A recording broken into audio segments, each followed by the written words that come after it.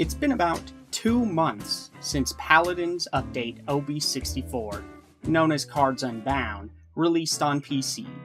Mass hysteria ensued right after the announcement of what it would entail, to the point that even major news outlets picked the story up and began comparing it to Star Wars Battlefront 2, which had just been given its own lashing. Now it was Paladins' turn, which was being accused of introducing a pay-to-win model. On the surface, the similarities are uncanny. Before microtransactions were removed from Battlefront 2, players effectively would have had the option to buy loot boxes, which would contain objective upgrades to the abilities they can place on their different soldier classes. This means those that had more upgrades to their abilities objectively had an advantage. The same can be said for Cards Unbound, which finally released on consoles about 2 weeks ago.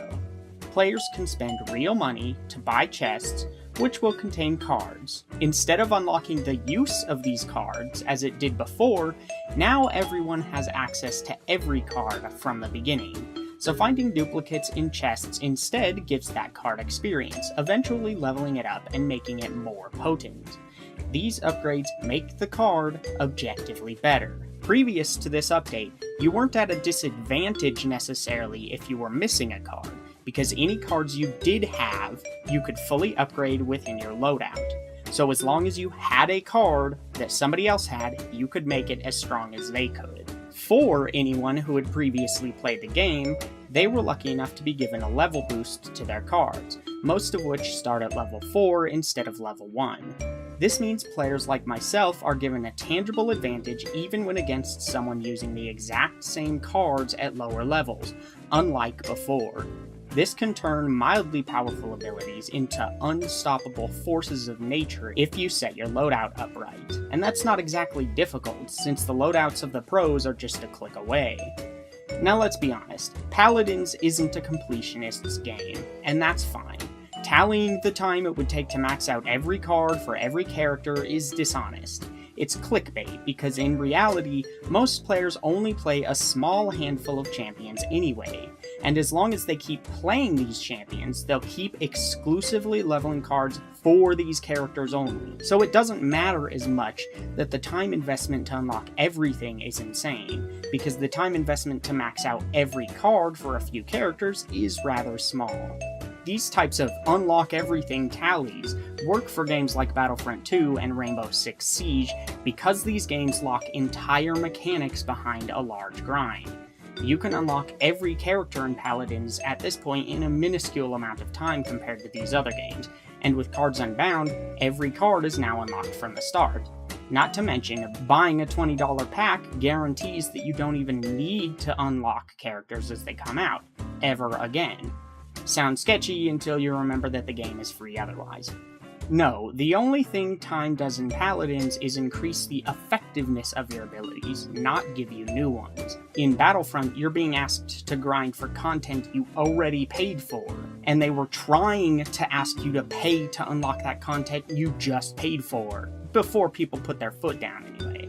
And in Rainbow Six, although if you bought the base game you haven't already paid for the Year 1, Year 2, and Year 3 characters, you're still missing out on all of the mechanics they provide unless you pay money to unlock them, or put in a huge grind. Much bigger than Paladins requires to unlock every character in it. Now let's be clear, let's be realistic.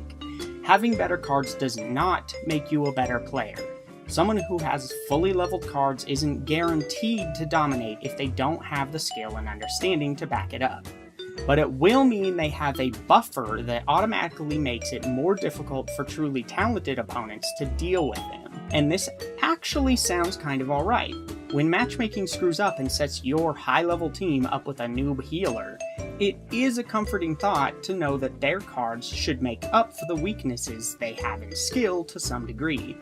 And it also means less skilled opponents can still give you a decent challenge and are maybe having a little bit more fun if they end up with high-skilled players. The problem comes when the roles are reversed, which again, let's be real, is much more likely.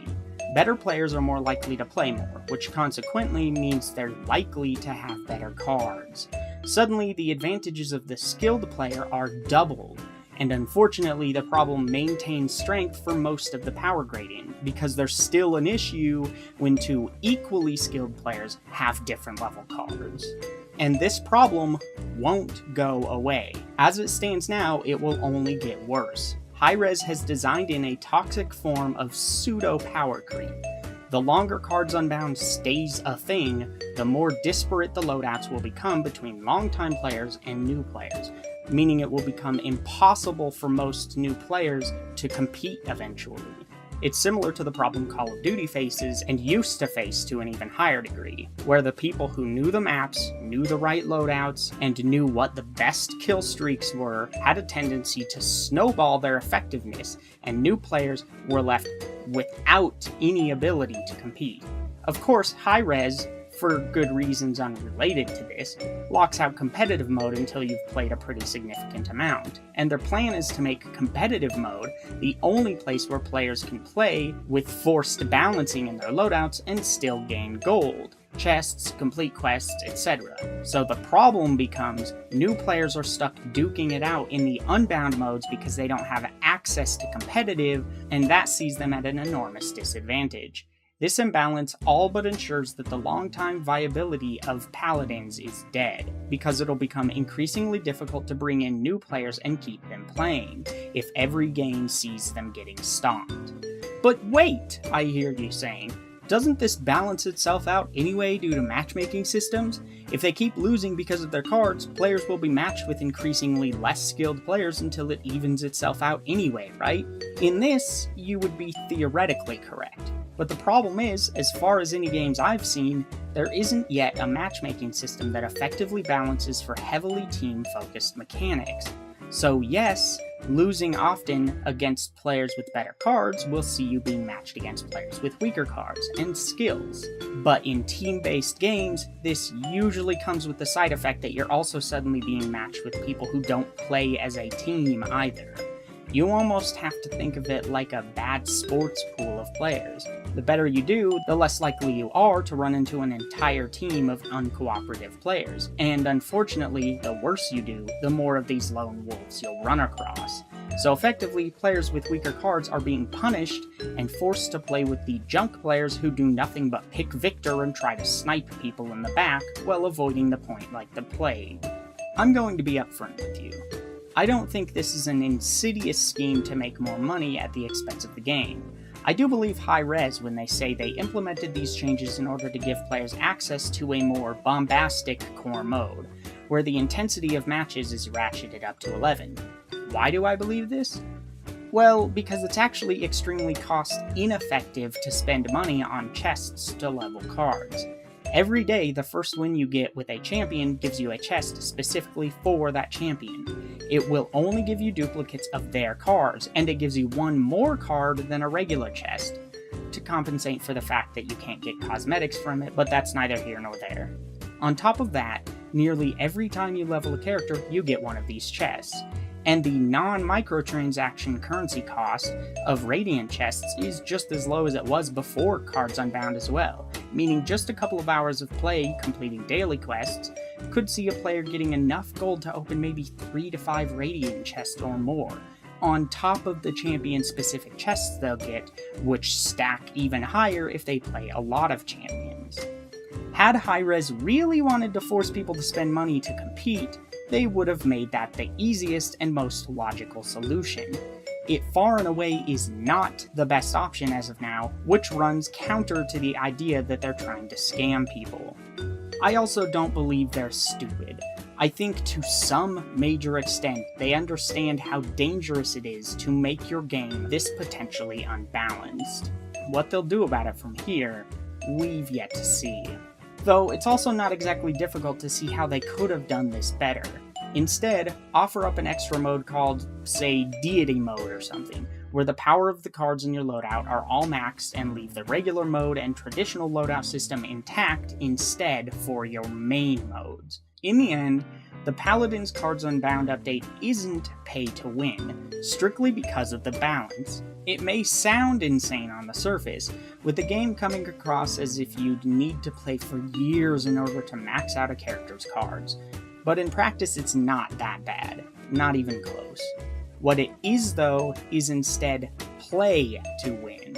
In Call of Duty's usual unlock system, the guns you unlock later are not objectively better. Usually they can technically be more effective in the right hands, but the skill floor for actually being effective with these weapons is usually much higher than the early weapons. This means new players with only the starting loadout stuff can still compete without issue if they have the skill. In contrast, Paladins now asks the player for the same time investment, treating card levels as an unlock. And since it's so easy to obtain champion-specific chests, you even avoid the issue of RNG destroying your chances at getting the cards you want, like what happens in Battlefront 2. But the fact that card levels are objective upgrades creates a problem. Suddenly, skill isn't the major deciding factor. Creating the right loadout and leaning into leveling those cards is what tips the scales. While you can technically pay real money to level your cards, again, it's much more effective to just play more. This means even significantly more skilled players can lose out to those with better cards, those that simply play more. For me, though, the biggest tragedy of OB64 is that the payload mode was removed in favor of Team Deathmatch, which we effectively already had in the form of Onslaught. So now, both of my favorite modes have been removed, Survival and Payload. I really hope Hi-Rez decides to change to a rotating mode selection like in Overwatch soon. But what do you guys think? I'm guessing a good chunk of you aren't affected by these changes in Paladins specifically. But when do you think the line from harmless progression to pay to win lies? Is it a solid line to you, or more of a gradient? Does context matter for you here, or are certain changes just unacceptable to you? Does play to win actually constitute a problem, or should players who spend more time be rewarded by being able to dominate more? Sound off in the comments below, and I will see you next time.